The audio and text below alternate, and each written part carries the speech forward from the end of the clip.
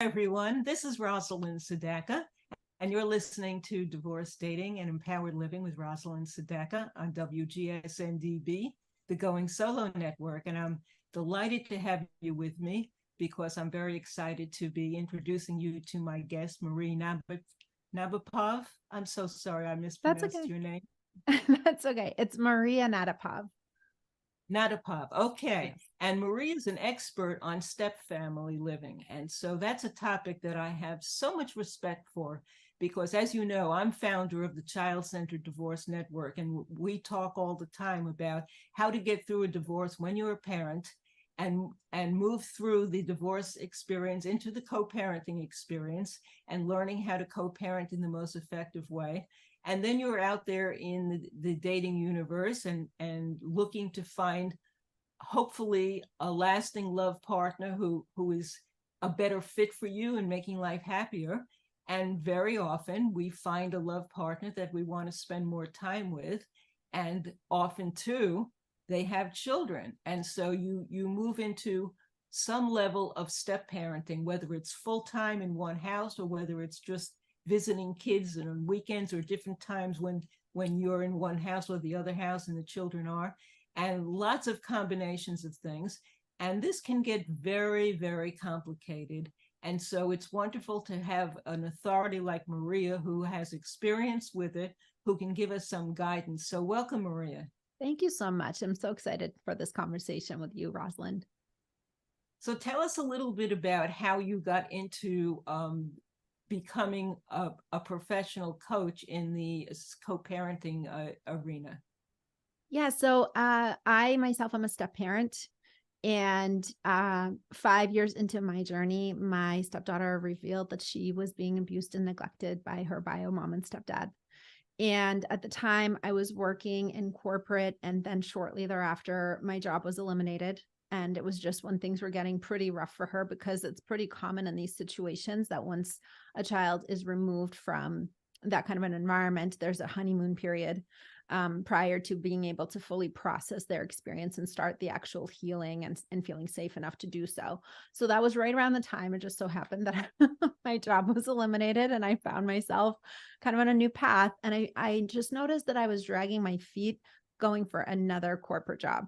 And I stumbled on a trauma-informed parent coaching training, and kind of that was one foray into that world. And not only was it enormously helpful for to support myself and my then fiance for what we were going through with my stepdaughter, but also I think it really helped to heal my own childhood wounds, because I'm a child of divorced parents also. And then shortly thereafter, when I joined support groups for step parents and divorced parents and blended families, I saw that everybody was really struggling. And at that point, I also realized that just through the natural process of life, I'm an immigrant, and through my past experiences, that I had already acquired some other skills that were really beneficial.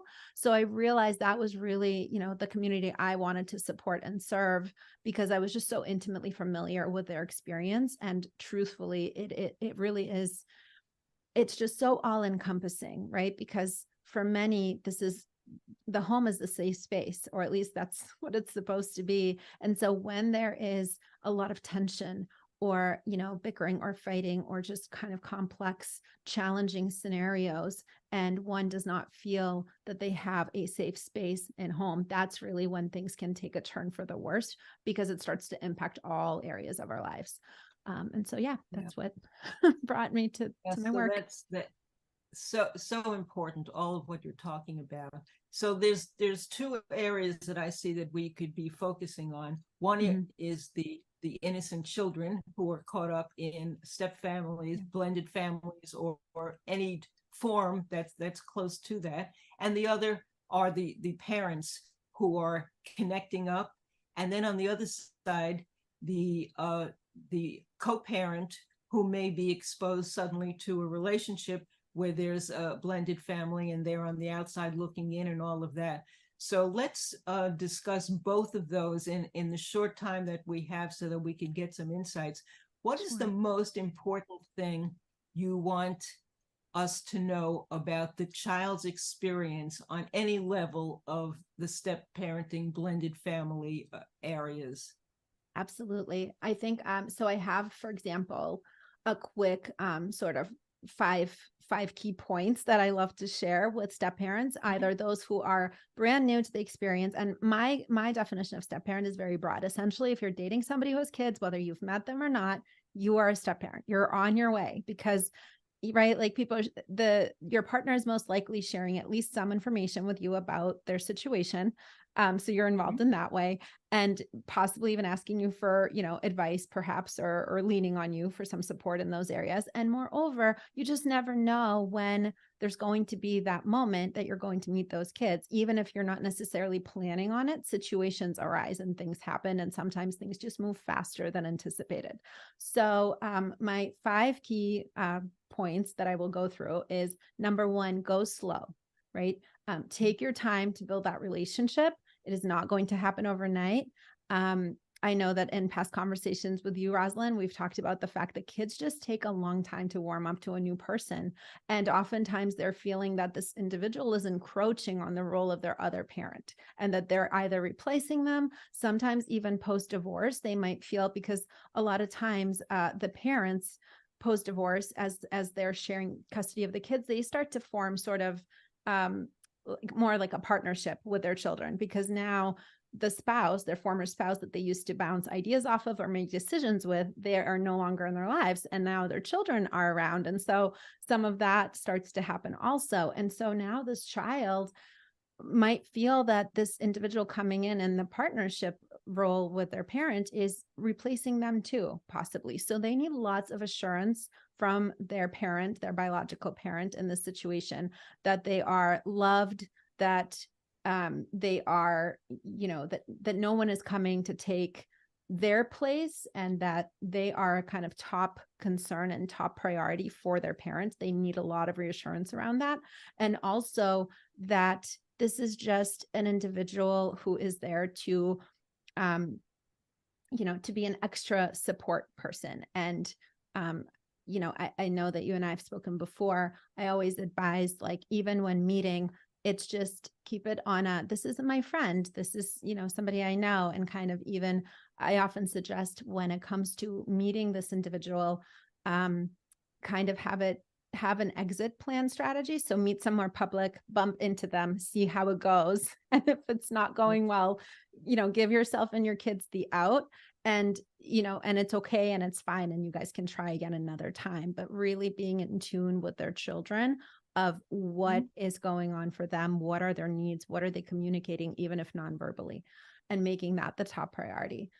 And so knowing that, the step parent doesn't need to take anything personally, because understanding that this child is going to naturally be struggling in this situation and having a hard time and needing lots and lots of time in order to come around, and sort of maybe even feeling that they need to test this person out a little bit in their own right before they can even feel secure enough to even try at making a connection.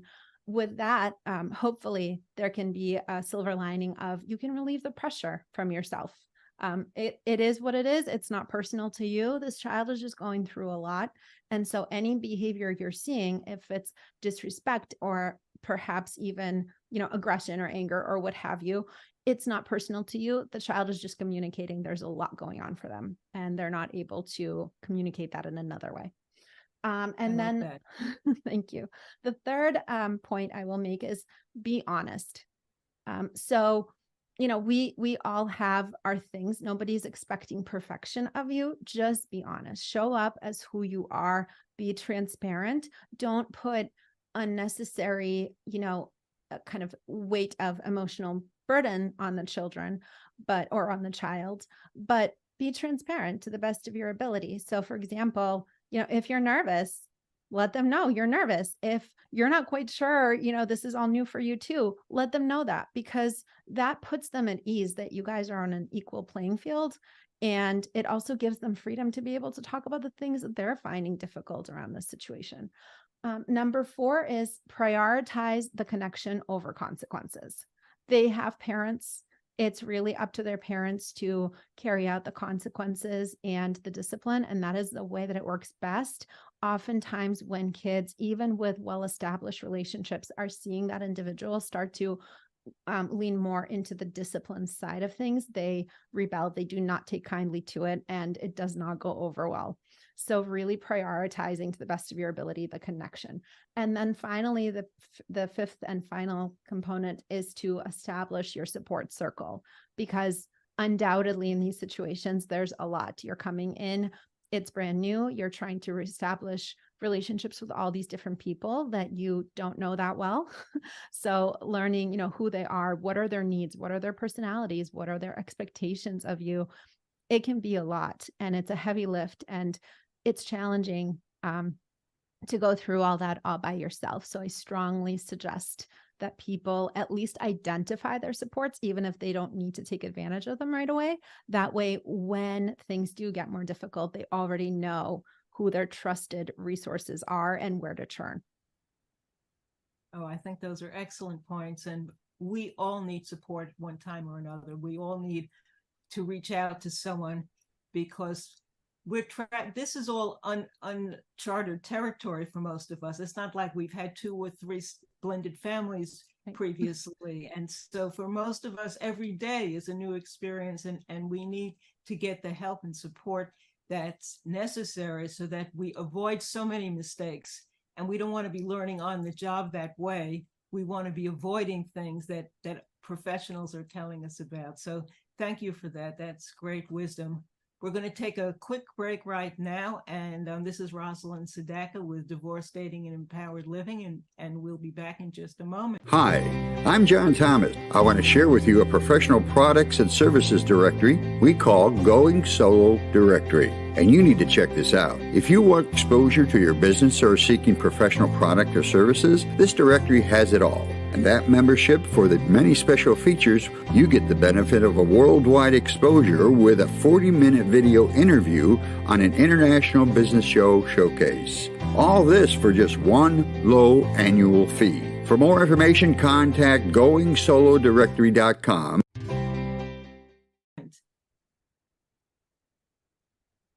Okay, we're back. This is Rosalind Sedacca with WGSN-DB, the Going Solo Network.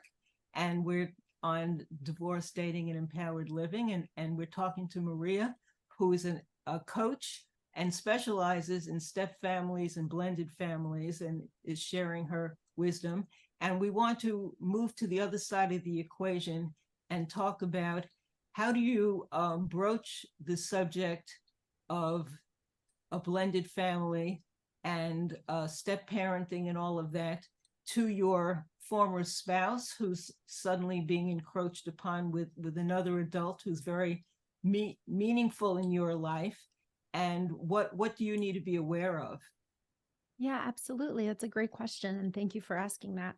So I would say, to the best of your ability where possible. And again, sometimes things happen unexpectedly because that's just life. And those are the cards we're dealt. But to the best of your ability, being intentional about, first of all, I think a good place to start is getting clear yourself. What do you see that looking like? Where are you at? Are you really ready to date? Are you ready to kind of jump in? Do you already maybe an option presented itself and it just feels really right and you're ready to move forward? So trying to get very clear for yourself. And then I would suggest being as transparent as possible with your ex, because the kids are between homes, they're seeing both parents, and you guys still need to co-parent together. So having as much of a united front, or at the very least, as much of a cohesive plan, and giving them a heads up also, because there's an added benefit of there most likely will be emotions that will arise. And this gives them an opportunity to address that and be able to work through that so that it doesn't spill over onto the children and impact their time with their other parent. And it just gives you an opportunity to, again, get on the same page and address the situation in a cohesive way that is, again, most importantly, supportive to your kids. And I guess the final component is you're not going to be able to have control over what somebody else does. but you do have control over your own actions. And I think when we come from a place as much as possible of, if we were in their shoes, how would we want to be receiving this information? How would we want somebody to approach this with us? I think that usually puts us in a place of sort of kindness and leading with our heart and leading from a place of love. And that will always be felt no matter what. And will you always get your desired outcome? Maybe not, but at least you will feel good about the way that you handled it. And you'll know that you did everything that you could. And you can feel good about that when you're looking back on your actions and when your kids are looking back on your actions. At least you're not adding any challenges or any kind of fuel to the fire of what already feels like a very difficult and kind of explosive situation. So those would be my tips. Well, those wonderful tips. So if you're talking now to your new love partner, someone who's very important in your life, and how do you speak to them about the parameters of moving into a somewhat of a parental role in this new family dynamic with the children, whether you're still just dating or you've actually moved into a home together? What are some of the parameters that they need to understand about meeting your children, and then for you to be meeting their children? Yeah. Well, first of all, I think hopefully, again, getting super clear on what feels right, knowing your kids, knowing this individual, and understanding the dynamic and what where things are at and all the different ways. I think, again, just getting really clear for yourself, what do you see that relationship being most effective from the beginning, right? So what do they need to understand? What do they need to know? And what kind of boundaries need to be put in place for the sake of both your kids as well as possibly for the sake of this new person, because it can be a lot, as we've identified. And from there, getting really clear on, identifying the details of what does that look like day to day, and possibly any questions that might arise for either one of you, including discussing, scenarios and the what ifs. And of course, you can't prepare for all of that, but just having a general idea so that you guys have thought it through and have talked about it, or at the very least are starting that conversation. And I always advise, these are not your average, like, hey, what do you want for dinner kind of conversations. These are complex. They are multi-layered. There's emotions involved for everybody, and they will have their own emotions about the situation as well. So most likely it will take several go-arounds to actually arrive to a place where you guys have some clarity. And even then, again, as we've identified, you can't prepare for absolutely everything. So sometimes other things happen and you have to kind of roll with the punches as well. But to the best of your ability, having some of those conversations, like, what do you want to be involved in? What do you not want to be involved with? What am I comfortable with you being involved with?